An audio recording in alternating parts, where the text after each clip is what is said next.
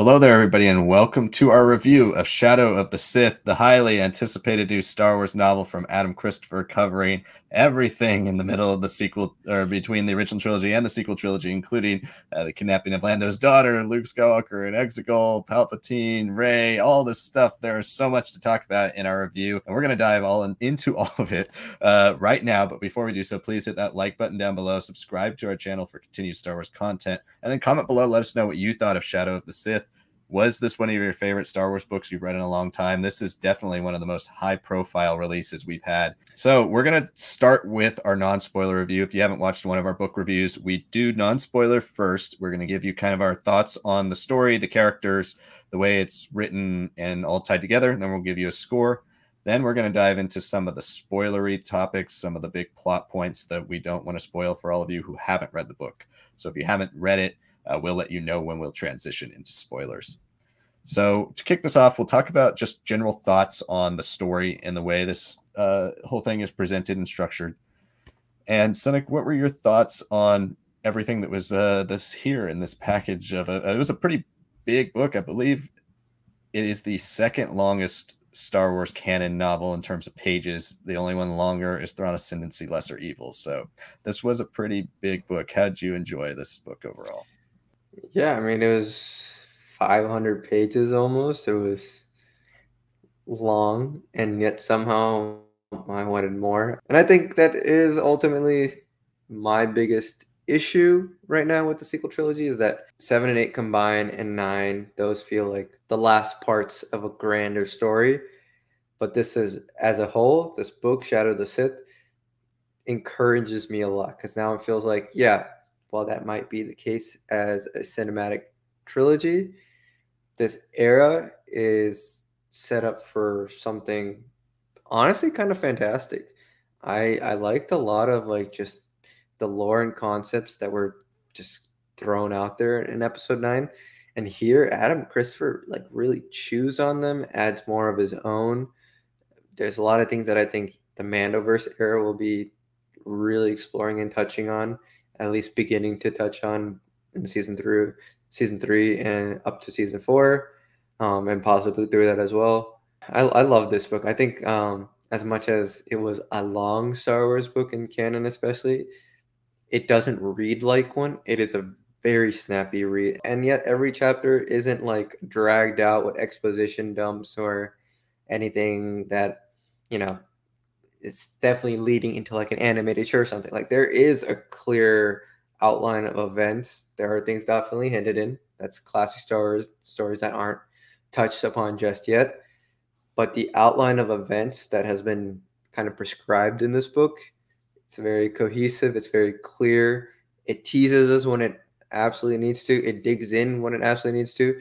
It throws in a whole new era that consider in Star Wars that I don't think we've even touched upon in Legends. Um, it makes a lot of the stuff in the first 10 years of the 30 years very interesting, makes the middle 10 years even more interesting, and makes the final 10 years that we've kind of gotten to working with Rise of Kylo Ren just as interesting again, because now there's some connective tissue there that I hadn't considered, and there's a special appearance of a character that really changes how I look at those final 10 years before The Force Awakens. Every single thing clicked. This book was perfectly paced. I think there was maybe 3 or 4 chapters that I felt were it's a bit of a lull. And honestly, that was during like an action sequence, not like a story sequence to me. Like it was when there's a lot of fighting happening. And that I think that's a at the end of the day a pro that if the this slight downturn of a book of the slight middling part of a book is just an epic fight scene or chase scene and everything else is just that great, yeah, that should tell you just how fun and how hard it was to put down this book. Like it really could have swallowed under the weight of everything happening. It could have just gone way too much into exposition dumps, all these different things that it definitely could have been. And Christopher just perfectly navigates it. I agree with that. I love this book too. This is the closest we've ever gotten to having a legend style book in canon. And by that, I don't just mean that it's, people will take that as, oh, it's written like, it's better because it's like legend. No, what I mean is that this book tries to create new lore, but it also heavily expands on current lore, but it's not afraid to hold, or doesn't want to hold back from changing things or adding things or expanding on things. And it works with that both in the confines of the Rise of Skywalker and the sequel trilogy, but also by giving our main characters like Luke and like Lando meaningful plot points and meaningful things about their lives that we learn about and that add to their histories. And I think particularly with Luke as well, one of the things I loved about this that did really strike me as Legends-esque, especially very much so like Heir to the Empire-esque, when we didn't really have other Legends material, like when it was kind of creating stuff up on its own, was that Christopher will refer to things that we've never seen before a lot in Luke's past or in the pasts of some of these other characters, and he'll just like hint at something happened here, but you don't really know what it is. And so there's like a playful creation aspect to this novel that I absolutely loved. And I loved being like, wait, did that actually happen? Or do we know about that yet? I loved trying to think beyond and trying to see all these other possibilities because there's so much here. This is a 30-year timeline. There's so many things to do with these characters, so many stories, so many adventures we can see out throughout this whole period that I love. This is kind of kickstarting that. We're finally getting to it. We're finally doing it. And I thought Shadow of the Sith does it really well. I agree. The pacing, I think, is quite good. I think the middle act is the slowest for me, just in particular because it focuses more so on its main narrative, more so on the chase aspect of its main narrative, and less on the like lore expansion part of its narrative, like it does in the third act and the first act.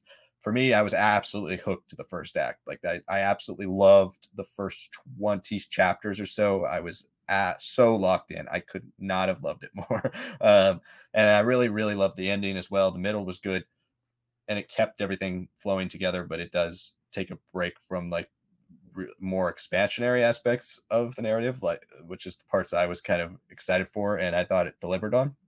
But overall, yeah, I would say this novel definitely lives up to the hype for me, and it gets me excited for the future of what we can see, not just with more expansive Star Wars stories in this era that tell about characters we don't know, but also let's see more Lando stories. Let's see more Luke stories. We'll see more Leia and Han stories. We'll see more of everything in this time period. And I think that's what I'm most excited for having come off this book. Let's get into some of the characters because there are a lot of main characters in this book. There is Luke and Lando, which we knew about, who they're on the cover. There's also the kind of main villain, Kaisa, who is on the cover, and they've released concept art of her. We're not going to spoil too much about who she is and what are the circumstances regarding her powers and her, whole the mythology around that character, but she is the main villain. So we'll talk briefly about her role as the villain, as well as Ochia Bestoon, who's one of the big characters and is kind of translated mostly from Greg Pak's work on his Darth Vader run. And then we have Rey's parents, Dathan and Miramir, who are a central part of this story. So those are all the main characters that we've kind of had revealed. Sanak, what were your thoughts on the way these were handled and kind of who was your standout set of characters in this novel? I don't know, standout is hard. I really liked everyone. Um, I will say that Dathan and Miramir, as fun as their story is, to a degree, like they're not plot devices, but they are far more beholden to this plot. A lot of their story is completed in this, but they would probably be maybe my least favorite. And I did not dislike them at all, but they're my least favorite because they felt the ones that we know what's going to happen to them. And what we got was really just their nuclear family, that unit. Just it's just us versus everyone out there. But at the end of the day, we don't get to know much about their backstories, much about a lot, especially Dathan being a strand cast, a Palpatine strand cast, right? That was a big thing, like a concept introduced in The Rise of Skywalker. And we get a lot of that stuff touched upon, but it's not delved into. And that ultimately still is the most exciting things about those characters. And Mirror Mirror, her story is a blank slate even after reading this book. Just small interactions between how and her and Dathan first connected, but outside of that, she's also not very much a character that's explored from a strong POV sense like Dathan is. At least with Dathan, we get some of it. And because Dathan is quite literally just a blank slate of a character, because he was never meant to be, a person in the galaxy. He was always meant to be another vessel for Palpatine. His character is almost sort of empty-ish at points. I would say my favorite of this book has to be Lando. I enjoyed a lot of the Luke stuff. But again, Luke is such a big character, and how Luke has been used in the Mando series and Book of Boba Fett. It seems to me that he's a character that they were very cautious about giving too much away. Like, we get to see him content, and he has some really interesting things with him personally, with his visions and all that we get to encroach upon a little bit, but we never really get to dive deep into, because then it becomes a chase. Then it becomes about helping this family out, and then understanding all the stuff about Exegol. And we don't necessarily get a full answer there. So I think that's what bumps him down below Lando for me, because Lando, I feel like for the first time ever, is written as an interesting character. Lando in Legends has this syndrome of like, yeah, he's always going to be the scoundrel. Yeah, and he definitely developed, he definitely grows throughout a lot of Legends continuity. But of all characters, I think with his story, how it's set up in an, again, the Rise of Skywalker, about losing his daughter, being targeted by first order precursors, all these rebel leaders losing their kids. His story was always meant to be a little tragic and kind of pull him away from this gambler, lavish lifestyle. And this story really sets up not only that, but allows him to really process a lot of things. But he still wants to do good. The experiences of being in the rebellion around Luke, Leia, and Han, being a good person, have forever altered him. It's like when someone has been down for so long, to see them make that rise and then adjust and not beat themselves over and over again about the things that they didn't necessarily have any control over. I thought that was the biggest point of his story. It turned out great, and I love his ending. I like where it puts him in regards to the sequel trilogy. I think a lot of the writing here, at the end of the day, for all justifies a lot of decisions for characters. Luke may be the only one that I don't have much on, because again, he is so massive that we can't do much on. Kaiser, however you say their name. Fun character. Um, I loved a lot of the dark side stuff, magic especially, that came with it. And like you said before, like the teases of these other characters and their stories and how they have a role but also a relationship with Luke, it was great to me. I'm forgetting her name, the one that was redeemed by Luke in trying to forget what her name is. Oh, it's like Comat or something like that. Comat, yeah.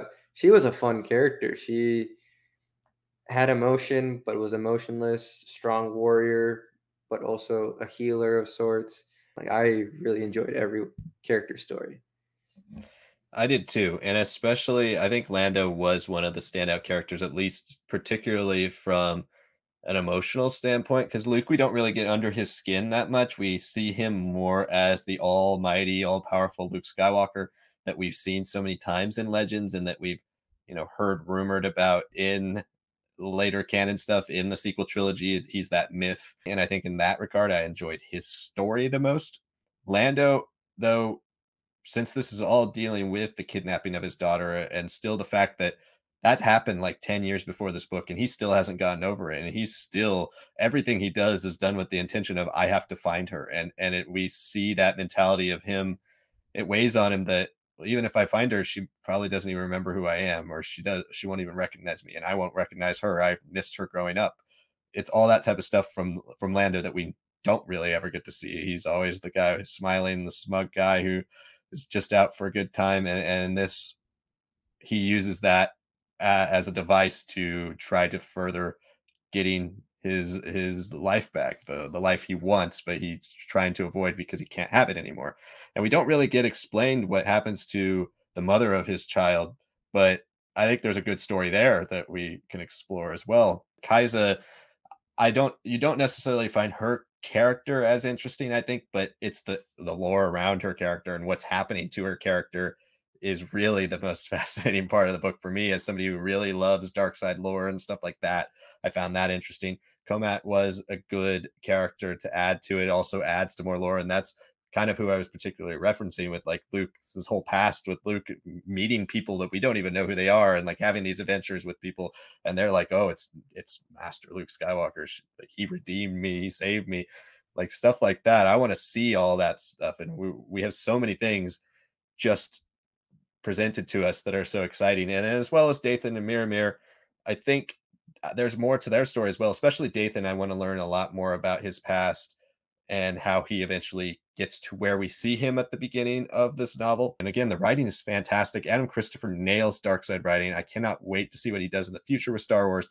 I think he needs to absolutely go after some dark side stuff, whether it's more stuff about the Sith Eternal, which I think he makes far more interesting here because we get some real substance to it. It's not just an idea. It's we see it, you know, and we see it in action.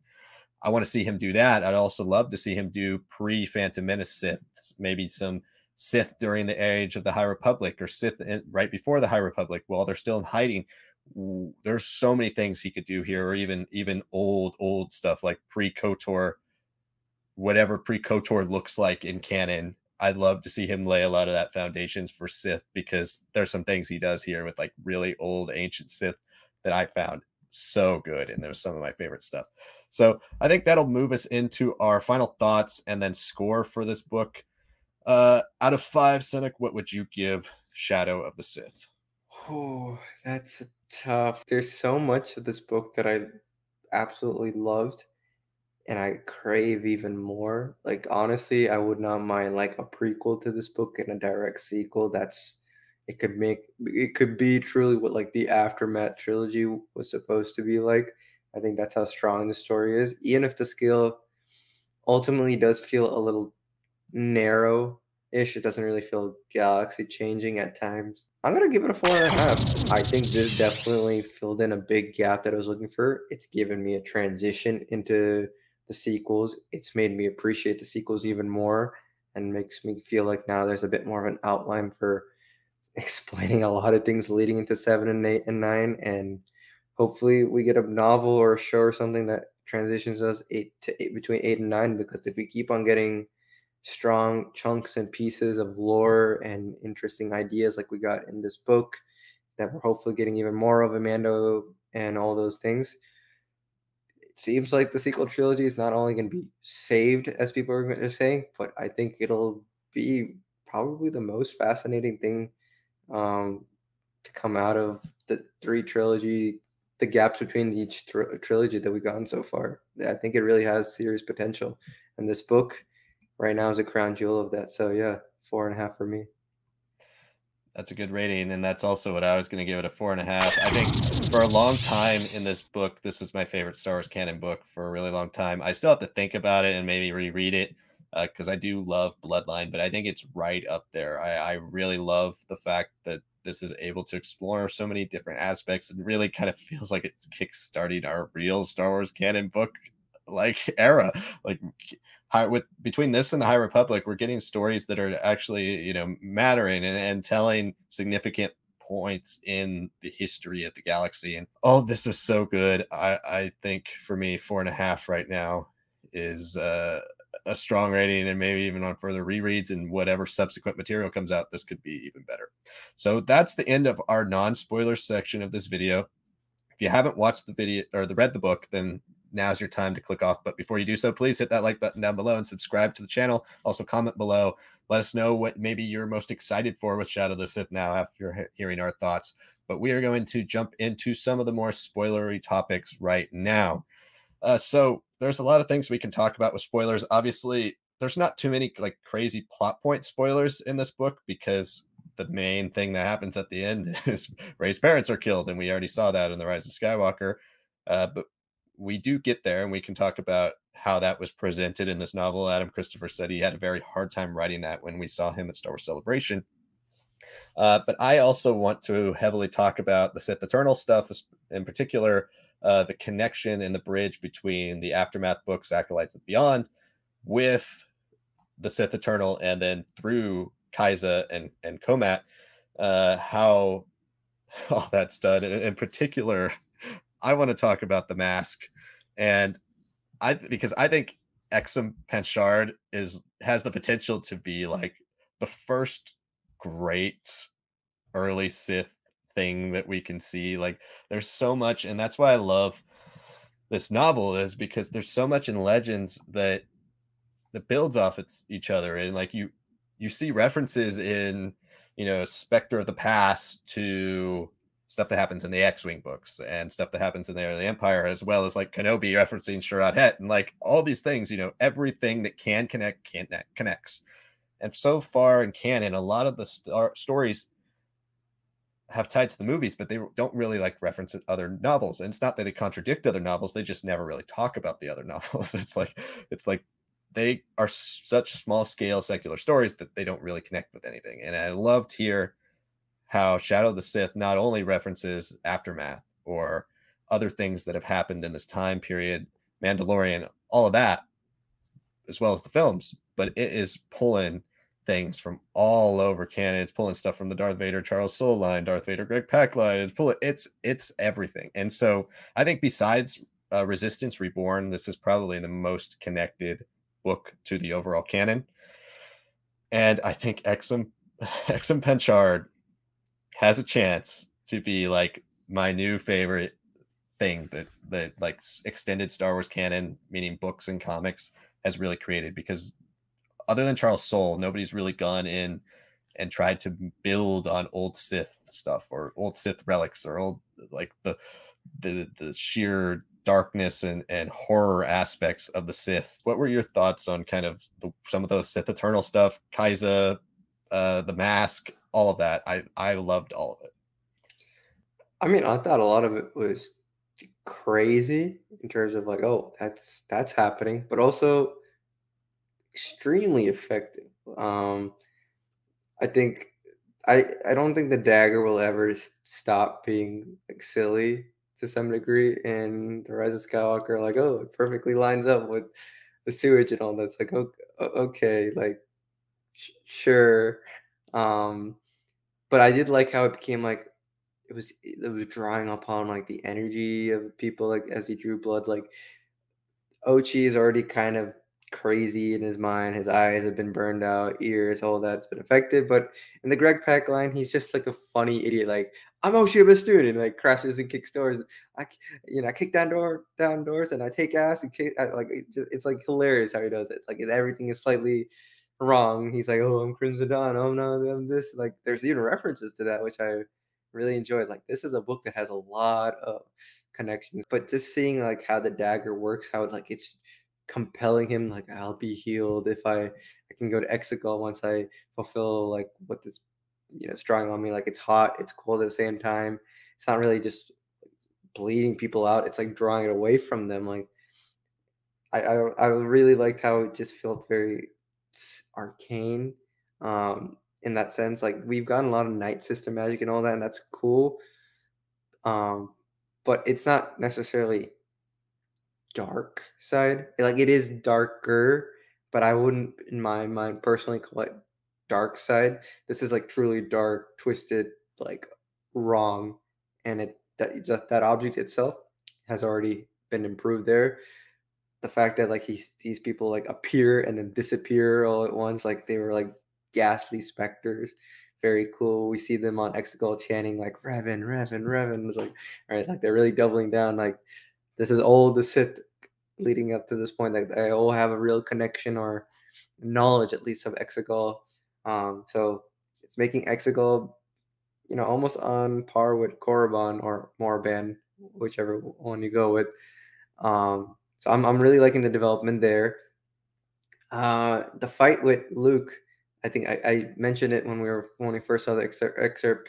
I really like just how Luke is more able to do all these amazing things because he has hope, because he literally says, "I will never give up." Well, I like those qualities of Luke more so than Luke is the most powerful person ever. It's not because he's not the chosen one like Anakin. He's not pure like okay, like yeah, he's obviously got a strong bloodline in him, but what makes him so much more compelling is despite his lack of knowledge, despite him being pretty cognizant, especially in canon of like there are things that I'll never be able to reach. Like there's a whole part of like his fight with Kiza on the old droid command ship, where he's like, I try to protect the books, put them in a location, but like, the whole place is coming down. I won't be able to save that, and that's so much information and knowledge lost. I like that Luke is like, I don't know everything, and he's in his encounters with these crazy Sith Eternal provide him also great opportunity for all those things, but he's losing it because that's the story dictates that it's going to be a fight here. He's trying to save someone else with the goodness, the kindness of his heart. That's what has always made him strong. That fuels his strength. It's not like his midichlorians feel his like, oh, I'm a good person inside. That's always been his strongest point for me. So I like that. I will say the one thing I don't want to call it a concern, but I think when it comes to the Sith Eternal, it's like I don't know just how much they developed here outside of like ghastly specters that made me go like, yeah, that's like I can really understand how there are like thousands of them in Exegol. Like I still wanted a little bit more clarity there. Like, see, like I think like elements of like getting Beaumont in the story being part of like the excavation dig and getting Pride like characters literally in the Rise of Skywalker. I thought that was a nice touch. I just wish we got a little bit more of like people that were on Exegol, even if we don't actually see them. There's thousands of those guys chanting in that sort of Coliseum setting. Here it felt like there's only like 10 to 20, you know, of like beings involved, which I thought was interesting. I don't know if I love that at all times. I think it worked for the narrowness of the story, but I wish there was a little bit more concreteness to them because they're quite literally ghastly specters. They disappear as the lights go off. It's like they're there, they're creepy, they're cultists. We know all these things, but there's a little bit less tangibility at points, and I want that to be explored. I think that's where maybe Christopher got told by upper higher ups, like, nope, we're not going to touch the people who are literally working on Exegol and all that stuff yet. So I understand that. But the best part about the Sith Eternal again goes back to Anakin Skywalker, because after that whole fight and everything, I feel like they're playing a role in why Anakin, as a Force ghost, is not at peace because he is suffering. We see him as the older version. This who's the actor? I don't know, Sebastian Shaw's version of Anakin, and then he's like hurting inside a little bit. There's got to be something going on there because I think whatever the Sith Eternal is, they've managed to screw up Force Ghost too. They've managed to at least screw with the Chosen One a little bit. Yeah, the Anakin thing that was my favorite scene probably in the entire novel. Yeah. The fact that we got to see like, I mean, it is so Lord of the Rings inspired, but it's like a ghost, Anakin's ghost fighting other ghosts in a duel. I mean, it's just the stuff that like you dream of seeing on screen. And like, I know we all want to see that like end of Rise of Skywalker scene with Rey versus Palpatine, where you get to see the ghosts of all the Jedi, and then you get to see the ghosts of all the Sith, like that type of thing. That'd be really cool. But I love that scene. It was just, yeah, it was just fantastic. It like, I don't know how to describe how well the dark side stuff is portrayed here, and just everything that Luke envisions, everything that he goes through. Like Christopher is able to write the dark side probably the best since I've seen maybe somebody like Drew Karpyshyn write it, where like you just feel the chaos, you feel the evilness, the flashback that Luke has when he sees Exum's mask, and you see the entire history of Exum portrayed with in just brutal like bloody detail, and you see this guy's life encapsulated. Like, I want to see that story, but Luke just the horror of it, and then especially listening to it on audiobook as well, the way they do that, the screams, like all the effects they use, it's incredible, and it's those types of scenes that made me fall in love with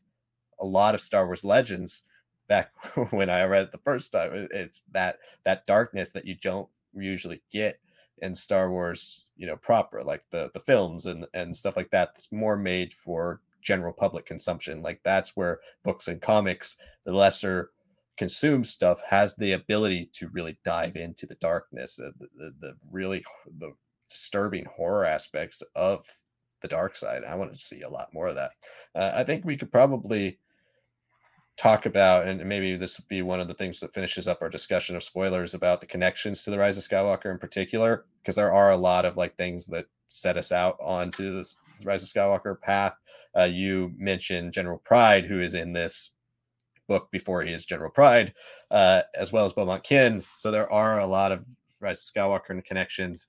One of the things I also really liked about Pride's role in this was they brought back the Sector Authority, which is like something random from like the early days of Star Wars with the original Han Solo Adventures trilogy. We do have the death of Miramir and Dathan, and you and I were talking about this a little bit before we start recording, about the way they're killed off, and the way Ochi is also killed off and connected to the Rise of Skywalker, as well as Lando's role in Pisana and how he's using that as kind of a base to where we ultimately see him find our main crew in the Rise of Skywalker. I wanted your thoughts on some of the overall connections to the Rise of Skywalker in particular, especially the way this kind of the book ends, really as if there won't be kind of a sequel, as if like it is kind of setting up our characters and our things directly into the Rise of Skywalker. Yeah, I think that comes down to the point of where the story kind of splits. Because for a long time it's Lando and Luke, which is a dynamic we have never really seen much of, other than kind of them being stereotyped of like, oh, Luke is the hero and Lando is the charismatic smuggler. Like we got again a great character evolution for Lando. And this dynamic of like respect but being very different people was always implied in a lot of these legend stories, but here we got to really dive into that, and I thought it was really great. But the story does diverge where a lot of it is like Luke has these visions of Exegol, and once he fails to save Kaiser, slashes up the mask. Cool action sequences, all that stuff happens. He thinks Exegol's done to a degree. Like that's what was haunting him. Like it's this guy in the mask, which again I think is also, just to go into a bit of a tangent here. It's always funny to remember that Lando actually saw the mask a moment on the Imperialis in the Lando miniseries from Charles Soule, and that played a huge role in the Charles Soule book. And it's so interesting how Charles Soule took this like very arcane, strange magic, very different Sith that we've ever seen, and created and fleshed it out. And then Adam Christopher, in that same way, is like, yeah, well, I will use that as a reference point. Literally, Lando saying, "Oh, I kind of get it," but then to create this whole different thing with X and Panchard that felt very even earlier than Tales of the Jedi was, Legends was, like even more arcane. But once Exegol's story is kind of wrapped up, when Luke kind of finishes that part, and then it just that story separated away from Dathan and Miramir, instead of being a part of all that kind of jumbled together, kind of splits up midway through the book of like, okay, these people on the run, this threat of Exegol. I think that's where the story has that flaw. Again, like we said, Dathan and Miramir are good to great characters throughout this book, but they're so nuclear, they're so condensed in their story. I'll say personally, on a technical level, I did not love that we saw so much Dathan POVs, and he's a pretty bland, simplistic character. He's an empty vessel because he was always meant to be one. But then when he dies, we don't get a POV of him, his last thoughts before his death. And then Miramir, his wife, who we get like some like interactions between him and Dathan, but never really a POV, has the final POV. And it was so strong for me as a final POV that I was like, well, where were like at least some tidbits of her, what she's experiencing as her fighting to save Rey and save their lives as a family. I wish I could have seen a little bit more of that leading into the finale.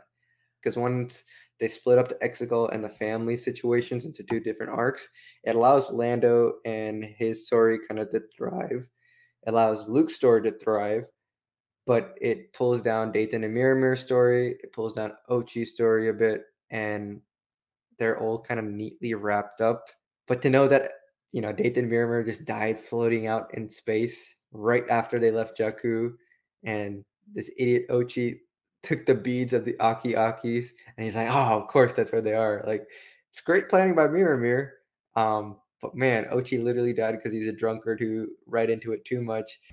I had pretty similar thoughts. I felt like, especially because the first act and really most of the second act with Dathan and Miramir doesn't feel like it's going to be the same book that they die in, right? Like it feels very much so like we're just beginning their adventure.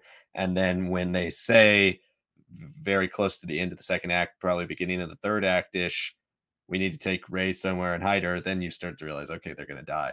But I kind of felt like, yeah, that seemed like something that might have been more so like a mandate by the publisher. The way both of them died, both Dathan and Miramir and Ochi, I thought all of it was fitting.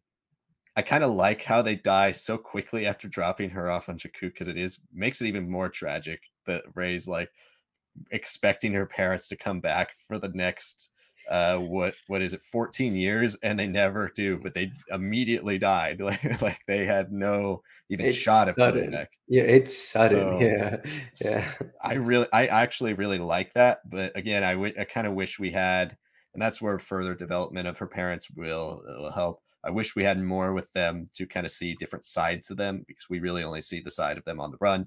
But overall, the connections, I agree. I feel like they feel the most forced because it feels like a mandate of like you had to get here, but you could tell whatever story you want to get here. Well, the story didn't necessarily call for it, but you knew you had to get there. So the third act is where like the epic conclusion to Luke's story feels amazing, and the more emotional side to Lando's story feels relevant to the sequels. But the Dathan Miramir stuff feels like it's coming, and you know it's coming, but doesn't need to be here already. That's, I think, to me, that was my biggest like slight disappointment with it. Was I was based on the first two acts, I was hoping we'd get more from them, and even though I kind of figured we wouldn't before this book started. But anyway, I think that wraps up our spoiler section. We talked a lot about a lot of different things here. Let us know down below what you thought of all of this stuff. What was your favorite part? What was your favorite character? What was your favorite plot point? Do you like all of the new Sith stuff? Do you want to see more? Let us know all of that down below. And if you haven't, please hit that like button and subscribe to our channel.